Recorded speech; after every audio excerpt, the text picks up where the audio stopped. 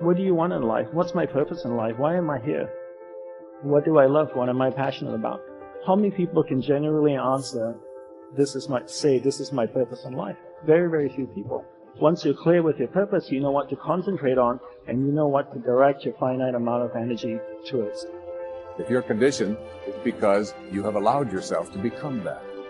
And if we conditioned ourselves to believe certain kinds of things, and one of the things that we kind of believe and hang on to and live with is this whole idea that all of the things that happened to me in my past are what are keeping me from doing what I'd like to do today.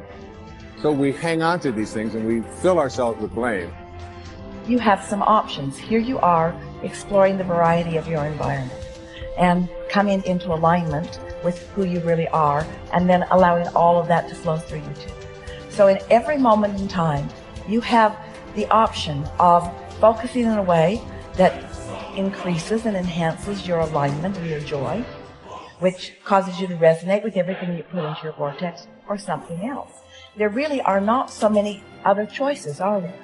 You can focus on a problem. You cannot have enough money and feel bad because you are attached to the money. Or you can not have enough money and feel good as you're anticipating more coming.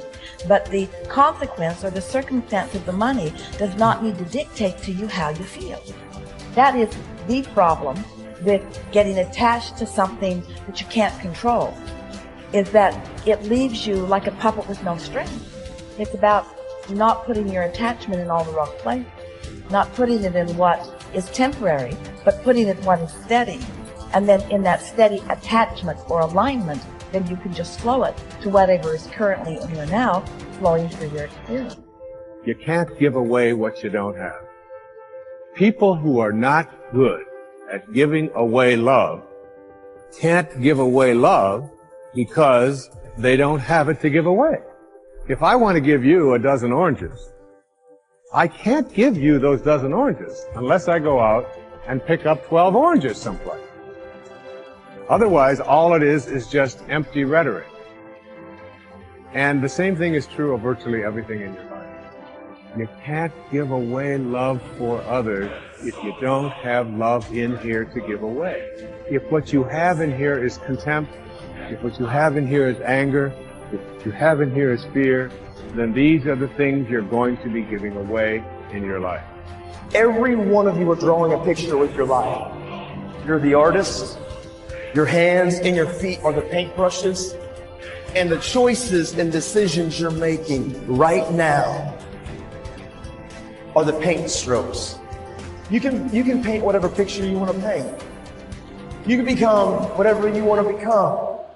But your choices and decisions that you're making right now matter. You got to have the grit and the tenacity to push forward and give it a little bit more than what you have right now. Don't wait for the perfect timing. The perfect timing is never going to come because there's no such thing as perfect. There's never going to be a day where you wake up and you're like, this is the perfect day for me to finally change. All the things have lined up. My inbox is completely clear. I have nothing to do today. There's no distractions. The kids are finally perfectly on their own. Oh my gosh, my husband or wife is finally perfect on their own. Everybody is healthy around me. Everything is just perfect. The day is sunny and bright. And oh my gosh, look at all this gold that just happened to appear in front of me. It's not going to happen like that. You need to say, okay, there is never going to be a perfect time, so you need to set a D-Day. Literally, a day in which you say, that's the day. And then you need to marshal all of your motivation, all of your ability to learn and develop skills as fast as you can before that day. But when that day comes, that's D-Day. That's the day that you go. That's the day that you quit. And that has to be a real date for you. I mean, mark it on the calendar. That's the day you quit the thing. That's the day you walk out. That's the day that you leave that situation that is not healthy or satisfying or good for you or your soul or the people around you. That you have to have that date. It has to be scheduled or you'll never do it.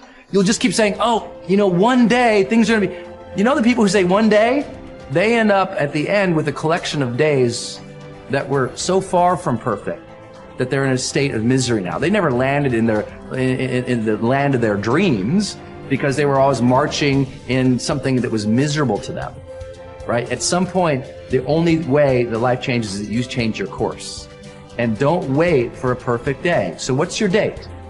People who earn large incomes aren't lucky, and they're not crooks as those without money are so fond of pretending, nor are they endowed with more brains or talent necessarily than their friends and neighbors, nor are they privy to occult secrets, and only a very few were lucky enough to have had rich fathers or grandfathers. Most of the people earning the big incomes today started the same way you and I did, and most other people. The only difference between the men who earn big incomes and those who earn small incomes is that those earning big incomes decided to earn more. They're the people who made it their business to earn more. You see, people do what they make up their minds to do. So get rid of the ancient superstition once and for all that people who earn big money are special people, are lucky, or get the breaks, or had money to begin with, or knew someone, or are smarter, or anything else. These are alibis. They can all be disproved 1,000 times. The reason there are so many of these alibis around is that men who fail to make the grade financially are seldom honest enough to just admit that they really didn't try and keep trying. So in order to justify their failure, in order to remain seated, they dream up and pass along these old alibis. We're all self-made, but only the successful will admit it. The commitments we make to ourselves and to others, and our integrity to those commitments, is the essence and clearest manifestation of our proactivity. It is also the essence of our growth through our human endowments of self-awareness and conscience. We become conscious of areas of weakness, areas for improvement, areas of talent that could be developed, areas that need to be changed or eliminated from our lives. Then, as we recognize and use our imagination and independent will to act on that awareness, making promises, setting goals, and being true to them, we build the strength of character, the being that makes possible every other positive thing in our lives. It is here that we find two ways to put ourselves in control of our lives immediately. We can make a promise and keep it, or we can set a goal and work to achieve it. As we make and keep commitments, even small commitments, we begin to establish an inner integrity that gives us the awareness of self-control and the courage and strength to accept more of the responsibility for our own lives. By making and keeping promises to ourselves and others, little by little our honor becomes greater than our mood. The power to make and keep commitments to ourselves is the essence of developing the basic habits of effectiveness. Knowledge, skill, and desire are all within our control.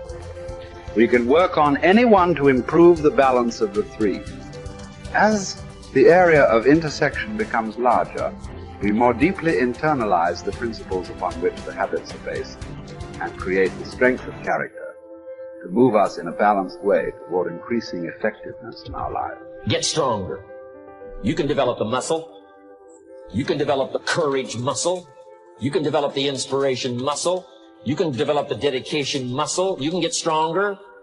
There isn't anybody here that can't get stronger.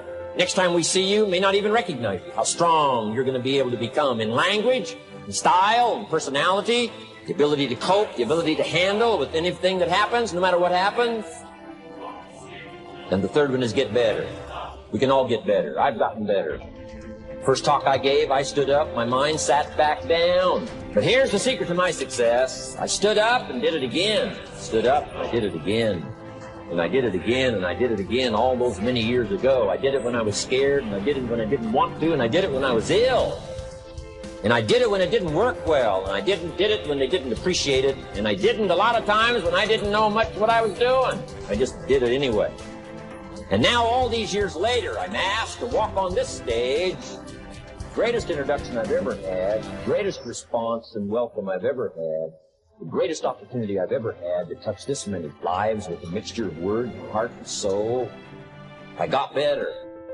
I got better day by day and week by week and month by month. And I'm asking you to do the same thing until you can develop a long arm and a long reach.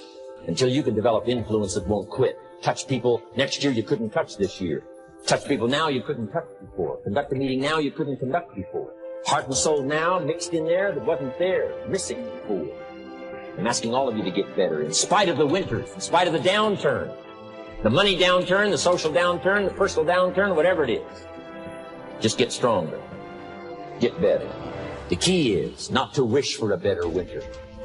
Key is to wish for more strength, more wisdom, more courage, get better, get wiser, get stronger.